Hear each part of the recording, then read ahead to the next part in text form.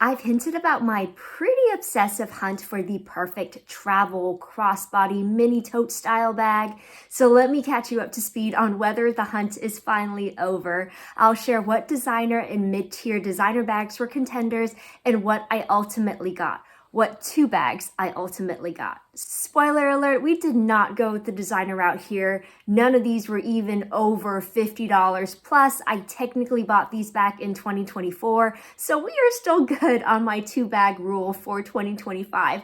Plus that rule was really more for like designer type bags. Here's hoping I don't go on an Amazon bag buying bender either, because just wait until you see these bags. All that to say, I hope you realize now that on this channel, I don't care if they're $10 or $10,000.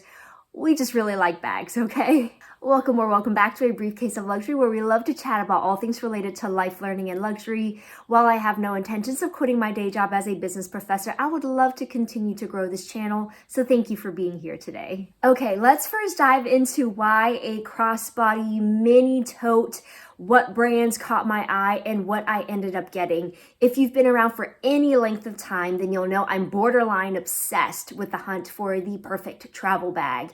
It is my favorite category to shop for besides work bags, and I just think there's something super practical about a mini crossbody tote bag with top handles, and of course with a removable crossbody strap, and more importantly with some sort of zip or top closure. It has to have some sort of closure for security reasons, especially while traveling. Now, designer mini totes are truly a dime a dozen, right? But it irks me to no end that most of them have no closure system. So for like a regular size under the armpit type tote, fine, I get it. But on an itty bitty bag that hangs at your hip or hangs off the crook of your arm, like not having a closure system is just asking for trouble, especially when you're traveling or in a new and in a crowded place. So I get that with an open tote, they are more convenient to get in and out of, but that convenience doesn't stop with you, right? Like it's convenient for everyone else. Like we're open for business.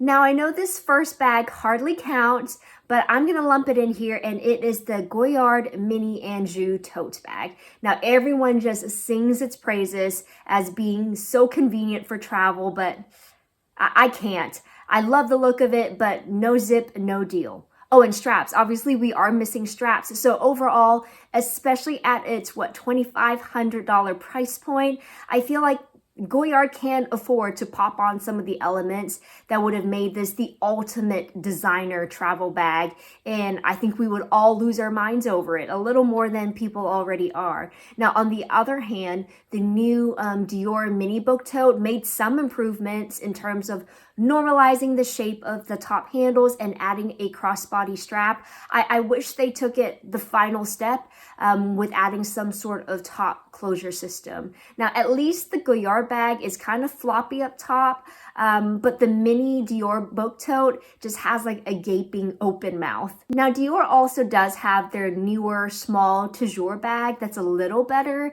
It has like this little Picotin style strap across the top, but still that's not near secure enough for my liking. Now, that being said, there are a handful of brands that have graciously given us a top zip. The first one that comes to mind is the Louis Vuitton Neverfull BB, and that currently retails for I think just under $2K maybe? I know people either love or hate the Neverfull BB, and the hype around the bag itself has definitely died down, but I've honestly been a fan of it since day one. The reason why I haven't bought one yet is because I am waiting for Louis Vuitton to release a version without the fascetta trim, and it bugs me that the inside out version that came out later once again did away with that top zipper. So I will continue to patiently wait until the perfect version of the Neverfull BB is released. Like in my mind, it would be in leather, maybe like empreinte leather with a matching thinner leather strap instead of the canvas guitar strap. Now, I don't mind the coin pouch staying. I personally love me a good coin pouch. And with just the way Louis is, I can only speculate it will be a matter of time before they release another Neverfull BB. Oh my gosh, did they ever make a Murakami version of the Neverfull BB? Because the version I'm manifesting in my head, I know you can't see it. but it's adorable. And by the way, was I eventually tempted by the Murakami collection in spite of everything I said in that video? Yes, I was, but so far we're doing good on my 5 items for 2025 list, as in nothing in the collection tempted me to boot anything off my current list. And nothing in the collection is tempting me to sell anything in my current collection to swap out for. So no, I do not have any Murakami unboxings for you, but this year is still young and we still got a couple more Murakami releases to go. The second bag I've been eyeballing up and down is the Fendi Mini Roll Tote. In canvas, it retails for about, what, $1,500? But the leather version is only $200 more, and I especially love the one in the turtle dove gray looking color. Like, I just love the simplicity of it. Some might argue that it's a little too simple. However, I have yet to try this on in person, so I don't truly know if I will love it as much as I love the pictures. And I'm also curious as to how squishy the bag actually is. Like in this case, I wouldn't mind if the bag had a little bit more squish just for packing purposes and just for comfort, right? So it molds a little better to your body as a crossbody bag. So if you have any experience with the Fendi Mini Roll Tote, especially in leather, like please, please, please let me know down in the comments below. Which brings me to my 2 mid-tier bags. First is the ever so popular Longchamp Le Pliage bag, especially in the size extra small. I've mentioned this before and it made some people mad, but I do find the stiff leather flap a little annoying, especially on the smaller Le Pliages. Like, I don't mind it one bit for my medium or large size tote. Proportionately, I feel like that flap is less in my way, but does that mean I will never add a smaller one to my collection? I mean, I can't say never because I really do like everything else about it. Like for traveling, it's the perfect mix of function and design, and it's also a fraction of the price of the other bags mentioned above, which makes them even better for traveling from a safety perspective, right? And by the way, I know this is a little off topic, but Amazon currently has this Le Pliage type bag, but in the style of Bottega's Intrecciato weave, which I think is completely adorable, and the color range is fantastic. The price point is fantastic, under $40 if you are okay with vegan leather. Now, along that mid-tier line is a new to me brand, and it is the Cuyana Mini Easy Zipper Tote, and I think that one retails for about $250. It's about the same price as the Longchamp Le Pliages in the same size, but that's the price of their nylon Le Pliages, and this is full Italian pebbled leather for the same price. Now, from the reviews I've seen, it's not heavy for being a full leather bag, which is a bonus, but what really drew me to this was just how supple the leather looked. Now, my one bugbear is I personally think a thinner strap would have looked better. So those are a couple of mid-tier and designer crossbody mini totes that I have been eyeballing hard, and here are the 2 that I picked up instead. Now, at first glance, you may have thought that I opted for the Cuyana mini tote, and you would be incorrect. I have somehow adulting to thank for this. She made a video recently-ish about Amazon bags, and she mentioned a full leather dupe of another really popular Cuyana bag. I think it was the mini system tote, but it got me thinking, well, if they can dupe one Cuyana bag, what's to stop them from duping the others? And sure enough, the brand that she mentioned, I think it's Katie or Caddy, they had a dupe of the mini Easy Zipper Tote. And I've seen this bag on Amazon priced as low as $35 in some colors.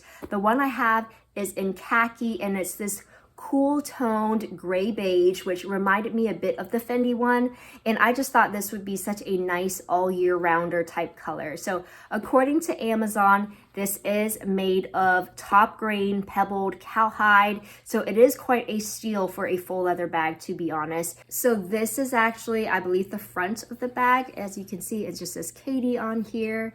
Here's how it looks. It's very, very simple. Let me go ahead and pull the straps out so you can see it.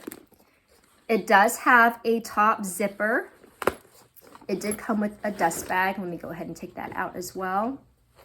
And here's what the inside looks like. So we have a slip pocket in the back, and we have 2 slip pockets in the front.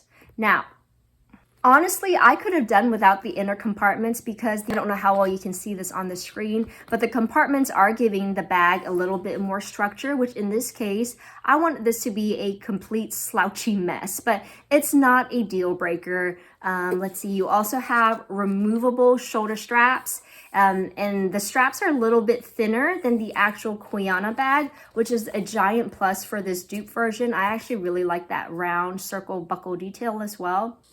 But yes, in this case, I think the strap is a much better match for the actual bag. So this is a giant plus for the dupe version.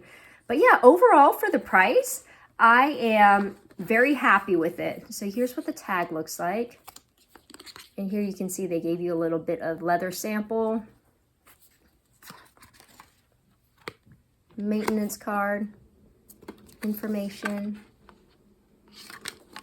There you go. But yeah, overall, for the price, I am very happy with it. I can totally see me dressing this up with a twilly or even throwing my new Pegasus on there, or both if I really wanted to bouge it up, if I'm in a bougie mood.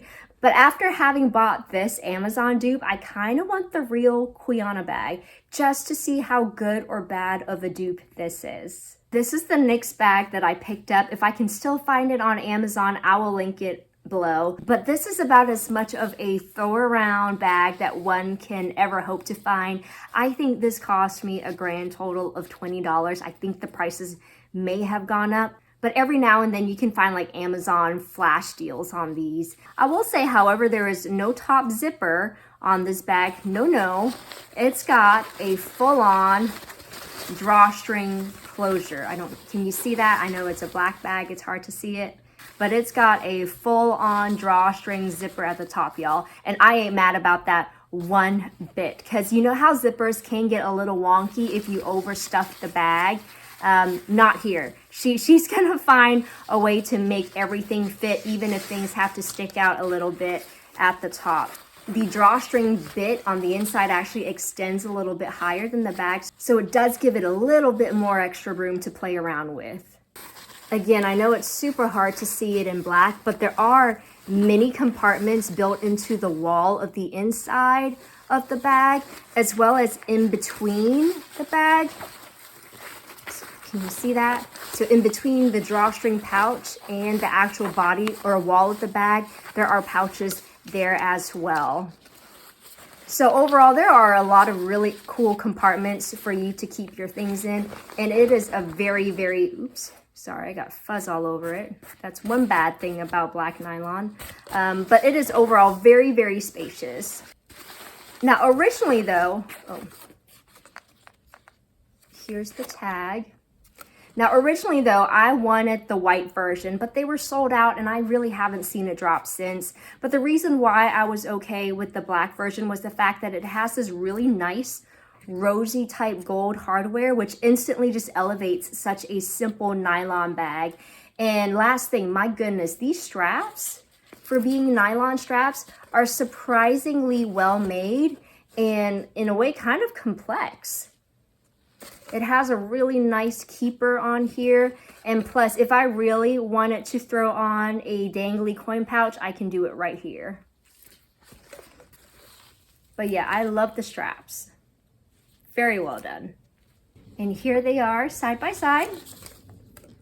Very comparable. Now, while the Cuyana dupe is easy to pack because it can simply lay flat, this one is easy to pack for another reason, because it's near shapeless. It's nylon, right? Now, especially when it comes to the nylon bag, save for the rosy gold hardware, is this a super classy bag? No, but it is a step up from my Uniqlo bags, for instance. Plus, again, if I'm really feeling the need to dress her up, I can pop on a twilly or a rodeo and voila. I wouldn't say instant class, but it's still doing something extra. So for 20 bucks, this is a heck of a deal. Now, honestly though, did I need to pick up both? Probably not. But at these prices and how easy they are to pack and store, I'll live with having them both in my collection. And while I do typically like to bust out my designer bags while I travel, I think these are nice compromises for when I know I'm 100% traveling to places where I shouldn't be wearing something like a Constance 24. But if I'm still feeling a teensy bit reckless, there's nothing a good Twilly or a Rodeo can't fix in a pinch. So let me know what you think. Do you own the Cuyana Mini Easy Zip Tote? Do you like it? Or do you have other similar bags that you would recommend I check out, designer or otherwise? Some of you have recommended I check out MZ Wallace, for instance, so let me know down below. As always, thank you for sticking around until the end, and if you enjoyed this video, please don't forget to like the video, subscribe to the channel, and hit that notification bell, and I can't wait to see you back next time.